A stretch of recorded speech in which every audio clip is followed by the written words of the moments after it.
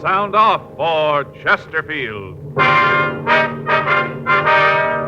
Chesterfield, the only cigarette in America to give you premium quality in both regular and king size, brings you Dragnet.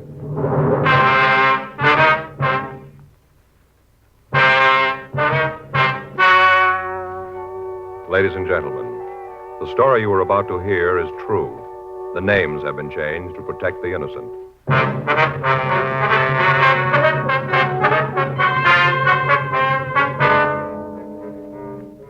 You're a detective sergeant. You're assigned a narcotics detail. You receive information that a big buy of heroin is going to be made in your city. You know the location and the man who's going to sell it. Your job? Stop him. Thousands are changing to Chesterfield, both regular and king size, because only Chesterfield has premium quality in both sizes. That means king-size Chesterfield contains tobaccos of better quality and higher price than any other king-size cigarette. The same fine tobacco as in regular Chesterfield. There is absolutely no difference, except that king-size Chesterfield is larger, contains so much more of the same tobaccos, it gives more than a fifth longer smoke.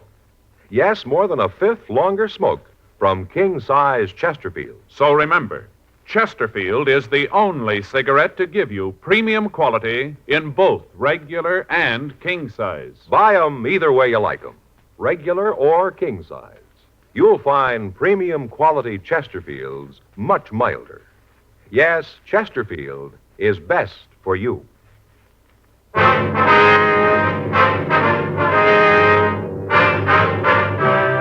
Dragnet, the documented drama of an actual crime. For the next 30 minutes, in cooperation with the Los Angeles Police Department, you will travel step by step on the side of the law through an actual case transcribed from official police files. From beginning to end, from crime to punishment, Dragnet is the story of your police force in action.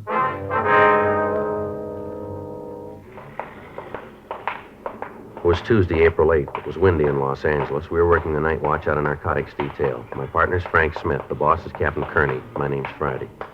We were on our way to the meet, and it was 9:48 p.m. when we got to the corner of Pico and Clanton, the 617 Club. Let's sit back there, huh? Yeah, it looks all right. What time you got, Joe? 9:49, why? Well, this watch is giving me trouble. Yeah? I guess it's getting old. You had it clean lately? Maybe that's what it needs. Yeah, a couple of years ago. Ran real good right after that. Just been lately, like I said. I think maybe you ought to have it cleaned again. I was reading where they should be cleaned at least once a year. Did you know that? No, this is getting old, Joe. Had it for almost 23 years. Got it when I graduated from high school.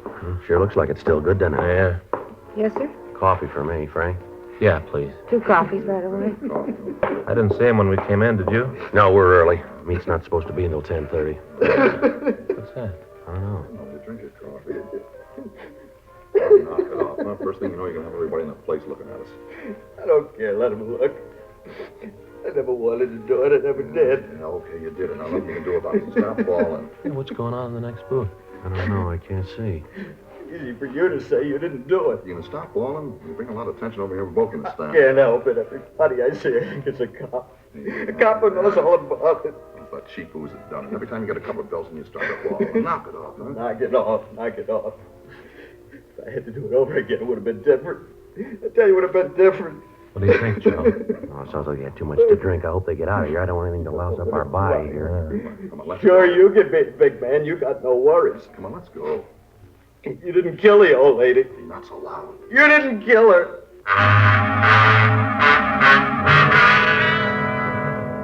Because of the high booth walls, we were unable to tell who was doing the talking. As soon as the men got up to leave the place, Frank and I followed them. Frank stopped long enough to call our contact and postpone the narcotics buy. We followed the 2 men from the bar down the street. They walked up to Spring, and then they split up.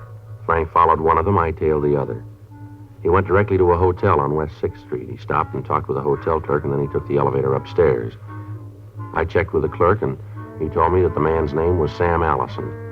The clerk also told me that Allison had been a resident of the hotel off and on for the past 10 years.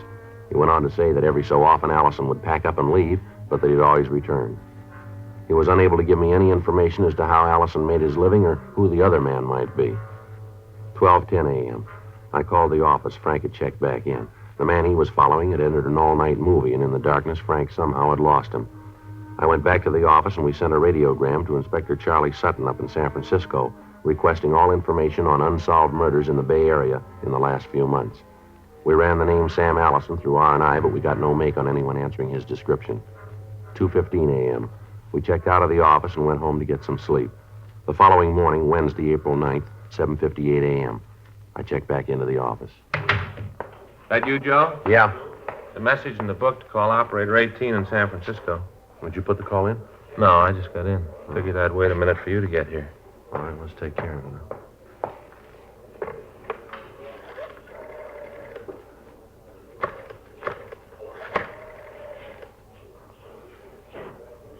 Now, Operator 18, San Francisco, please. Joe Friday, Los Angeles Police Department, Michigan, 5211. Yeah, that's right. Probably Charlie Sutton, huh? Yeah. Yes, ma'am? Oh, Charlie? Joe Friday. Yeah. Uh-huh. When? January 15th, huh? Well, how'd it happen? Uh-huh. Yeah. Can you talk a little louder, Charlie? Any description? Yeah, I see. Mm-hmm. Where? You sent it right down to us, huh? Okay, fine. Yeah. Okay, Charlie. No, we don't know. No. Yeah, thanks again. Right, bye. Anything? Yeah, out at Land's End up in San Francisco, a woman was beaten to death.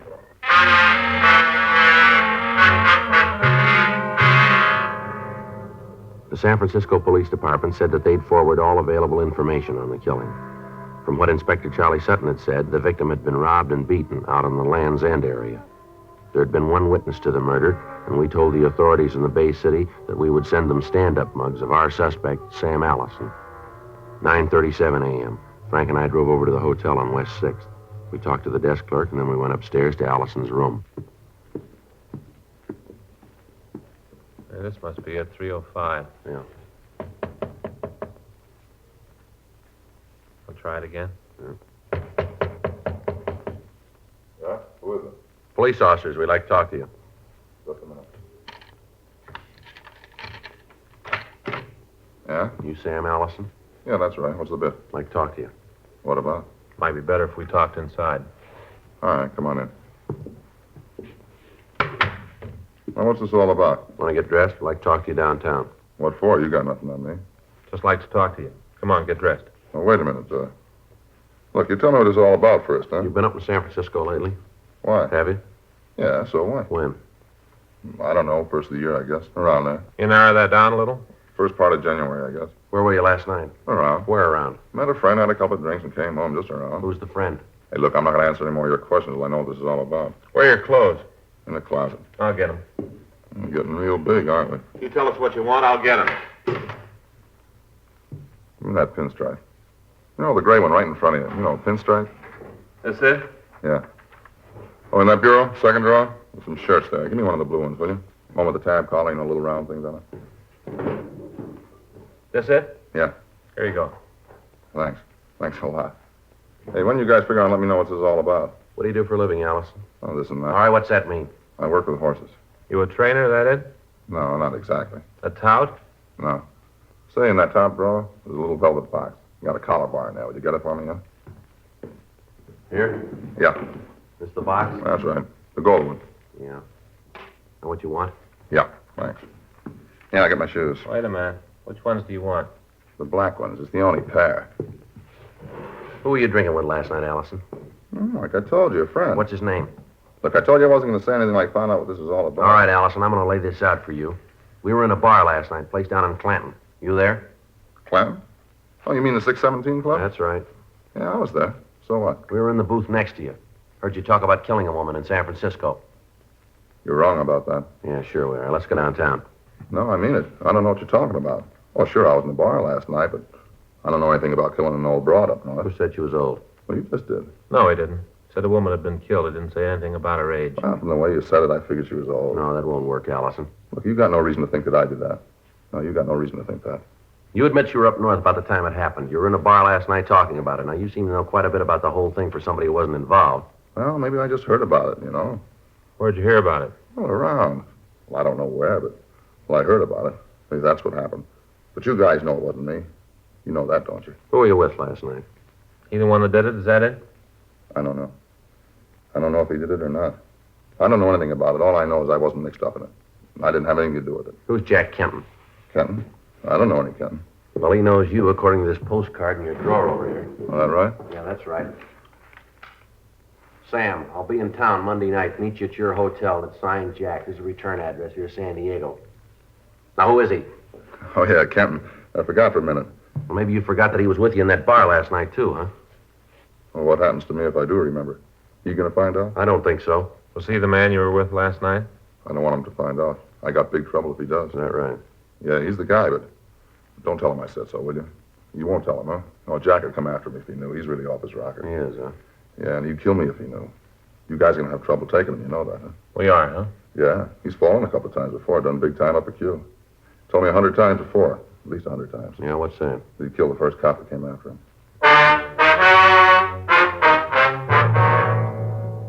11:17 a.m. Frank and I took Sam Allison down to the city hall. He was fingerprinted and mug shots were taken. A pair of stand-up mugs were sent to San Francisco immediately. We contacted the San Diego Police Department and asked them to put a stake out on the address that was on the postcard we'd found in Allison's room. In the event this Jack Kenton returned, they were to pick him up and call us. While we talked to them, they ran the name through their files and found that he had a minor record in San Diego dating back some 15 years. A check of our file showed that he'd served time in San Quentin for armed robbery and ADW while trying to commit a robbery. We got out a local and an APB on him. We talked to Allison. He told us that as far as he knew, Kenton was planning to return to San Diego on the preceding night. He couldn't give us any information as to where Kenton had stayed while he was in Los Angeles. 2 p.m. We got a call from San Diego that they'd picked up Jack Kenton. 2:30 p.m. Frank and I checked out a trip car and left for San Diego. We checked in with Lieutenant Mort Gear when we got there, and he told us that Kenton had been seen returning to his home right after we'd contacted them. We drove out to his place and searched it, but we found nothing to tie him in with a murder in San Francisco. 8:30 p.m. We left San Diego and returned to Los Angeles. On the return trip, Kenton was sullen and refused to answer any questions. We took him to the city hall. 1:15 a.m. Oh, lousy deal. You guys are trying to tie a bum rap on me, and you know it. Do we? Sure. You ever do any big time, Kenton? No. Never been in jail, huh? Nope. That's not what our record says. Well, maybe a couple of tickets for traffic stuff. Book says you served time at Q. How about that? A couple of years, yeah. Don't you figure that is big time? Yeah, I suppose so. Then why didn't you tell us about it? Forgot. You been in San Francisco lately? Oh, You sure? I'm sure. We got a rumble that you were up there around the first of the year. That right? Yeah. Well, you tell your pigeon that he's not even a fruitcake if he says I was up in Frisco. A couple other people who say you're up there, too. Yeah, who? A couple of people. Well, they're off for a nut, too, if they say that. The officers say so, too. How do they figure that? They got an ident on your picture. I was never picked up in Frisco. They got no picture of me. We got a few. So I done time out L.A. Yeah, you did. When we get a mug, we ship a copy up north. They do the same. That right? That's right. So maybe I'll be big about all this. Admit I was in Frisco around the first of the year. What's that prove? What'd you do while you were up there? Moved around. Went up for vacation. What do you do for a living? A little of everything. What's that include? Like I said, a little of everything. What'd you tell the parole board? I tell them I'm a contractor. What do you build? Whatever needs building, I'm versatile. You're pretty smart, too, aren't you? Look, I know my rights. I know that you know that I'm an ex-con. You know it as well as I do. But there ain't no PV tab on my card. I don't go around the corner without telling the board.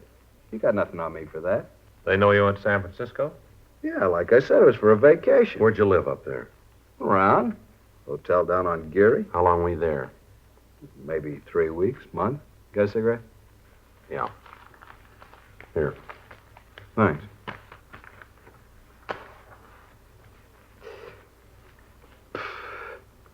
Thanks.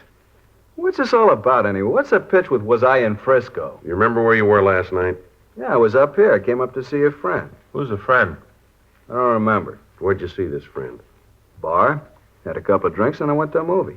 What bar? I don't remember. Someplace downtown. Over on Clanton, maybe? Yeah, could be. Like I said, I don't remember. We figure it was the 617 Club on Clanton. You know more than I do. You were there with Sam Allison, isn't that right? Allison?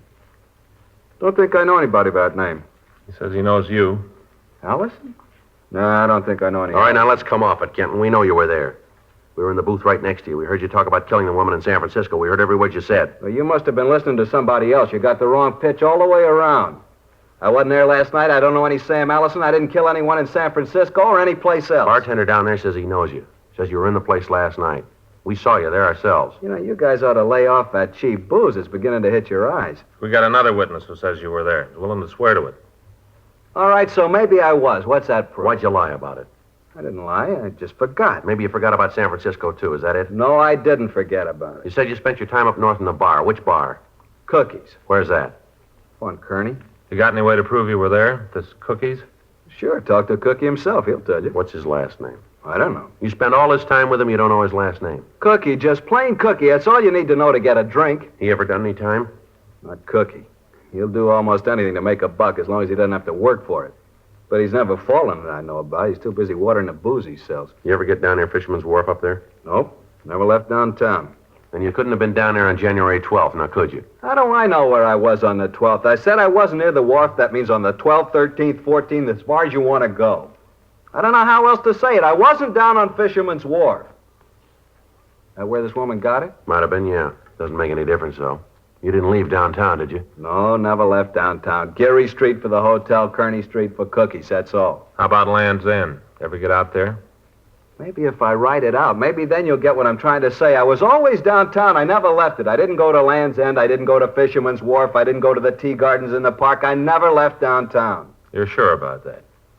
I've told you every way I know how. That's all I can do. Yeah, well, there's something that doesn't jive here, Kenton. What's that? We got a call from San Francisco. They got a girl up there who was out on Land's End on January 15th.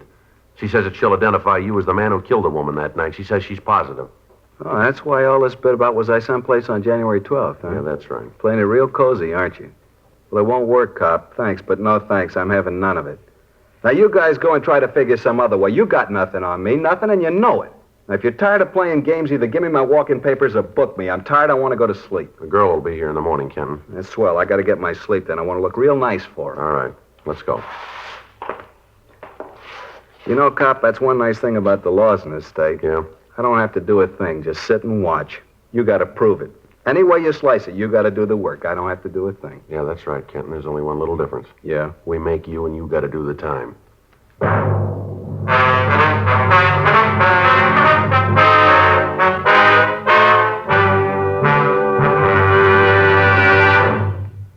You are listening to Dragnet, the authentic story of your police force in action. Chesterfield is best for you. Premium quality Chesterfield. Yes, only Chesterfield has premium quality in both regular and king size. And only Chesterfield gives you this scientific evidence on the effects of smoking. A medical specialist is making regular bi-monthly examinations of a group of people from various walks of life. 45% of this group, about half of them, have smoked Chesterfield for an average of over 10 years.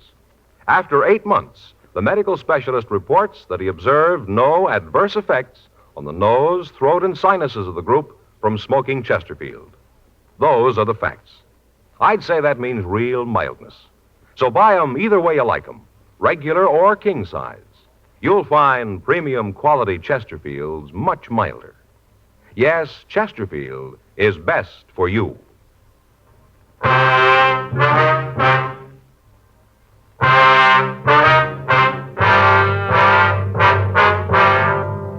3:39 a.m. We took Jack Kenton down and had some stand-up mugs made of him and sent to San Francisco.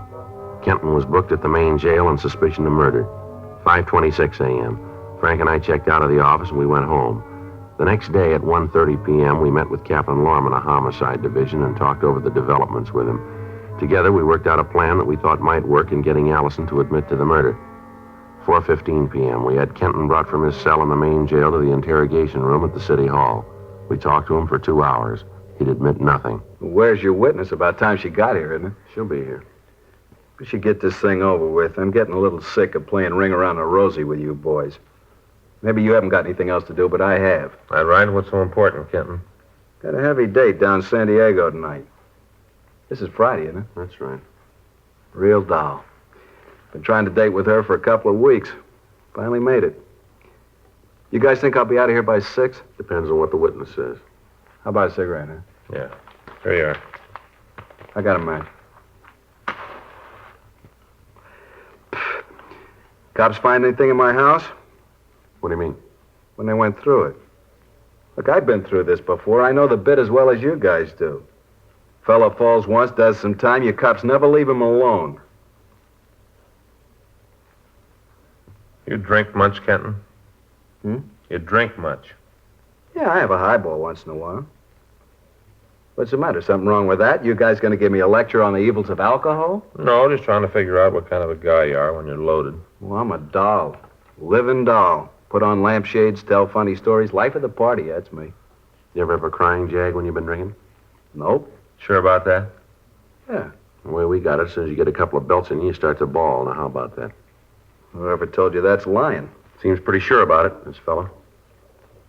You seem to have a lot of information from this fella of yours. Who is the guy? Friend of ours. Yeah? He sure isn't a friend of mine. Got an idea who it is. Sounds a lot like my friend Sam. That's so.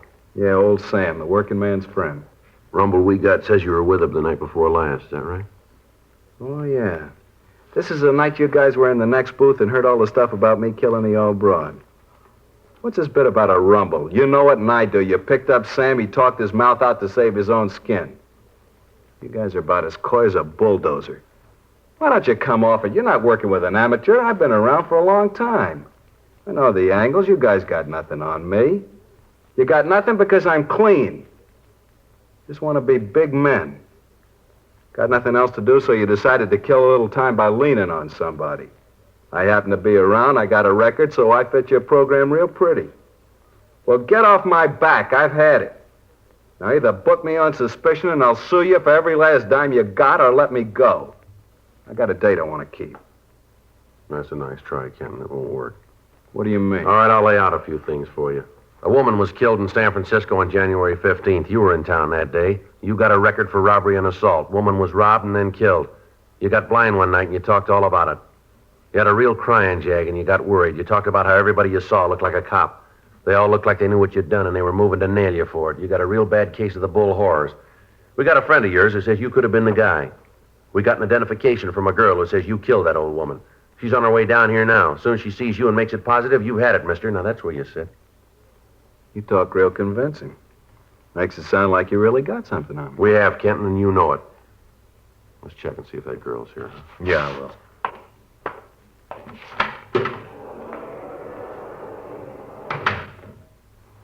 Got a cigarette? Yeah, here.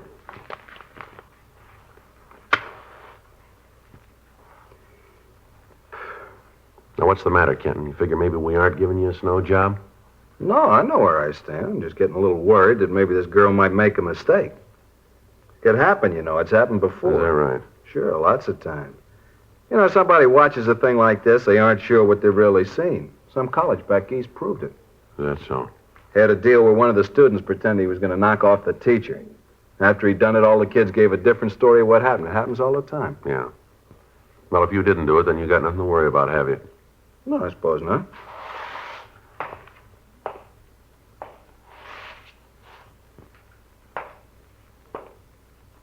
She says she saw the guy, huh? Yeah, that's right.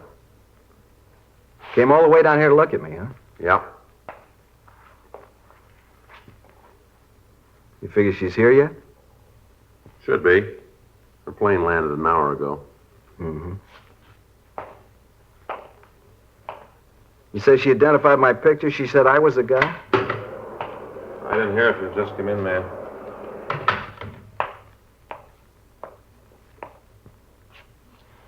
That's him.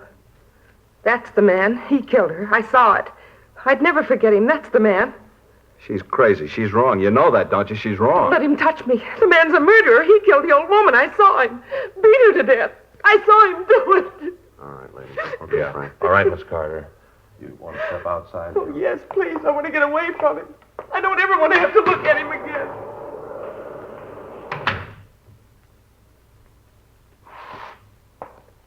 How about it?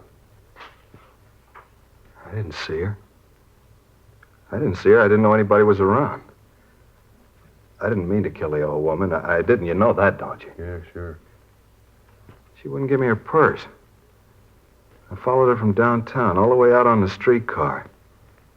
I got out and followed her. Right by Sutro's, by the Cliff House.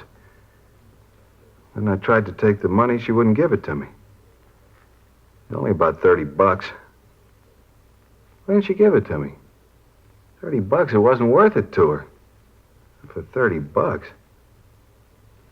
It'd been all right if that girl hadn't seen. I looked, tried to make sure nobody saw. I didn't see her. I didn't. You want to stay with him, Frank, while I get the stenographer? Yeah, Joe, go ahead. Okay. Did it work, Sergeant? Yeah, it worked fine. It's funny, I was scared stiff when I went in. Wasn't sure I could carry it off. Well, it worked fine. He copped out, admitted everything. Well, if there's nothing else, I'll go on back to work. Thanks, Stella. Look, will you tell Cunningham that I'll give him a ring, will you? Yeah. Say, Sergeant, Yeah. thanks for letting me help. You know, filing packages in R&I gets a little dull now and then.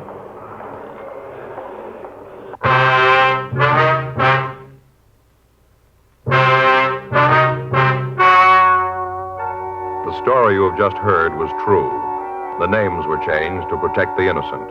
On August 17th, trial was held in Department 89, Superior Court of the State of California, in and for the County of Los Angeles. In a moment, the results of that trial. Now, here is our star, Jack Webb. Thank you, George Fenneman. Friends, it's getting a little closer to Christmas, and there's a man right near you, your neighborhood cigarette dealer, who has a lot of fine gift ideas. Of course, he's featuring the gift of the year, the Chesterfield Christmas carton. It's the ideal gift because Chesterfield is the only premium quality cigarette available to you in both regular and king size. Chesterfield is the one I smoke, and it's the one I'm giving for Christmas. Regular or king size. Premium quality Chesterfields are much milder.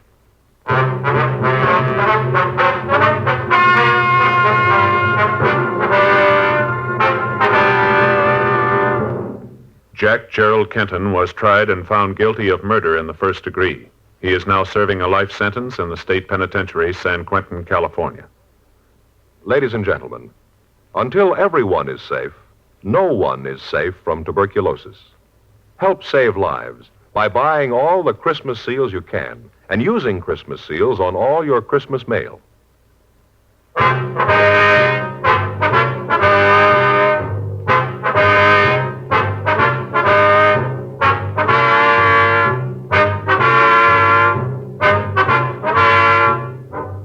You have just heard Dragnet, a series of authentic cases from official files. Technical advice comes from the Office of Chief of Police W.H. Parker, Los Angeles Police Department. Technical advisors, Captain Jack Donahoe, Sergeant Marty Wynn, Sergeant Vance Brasher. Heard tonight were Ben Alexander, Virginia Gregg, Harry Bartell. Script by John Robinson. Music by Walter Schumann. Hal Gibney speaking.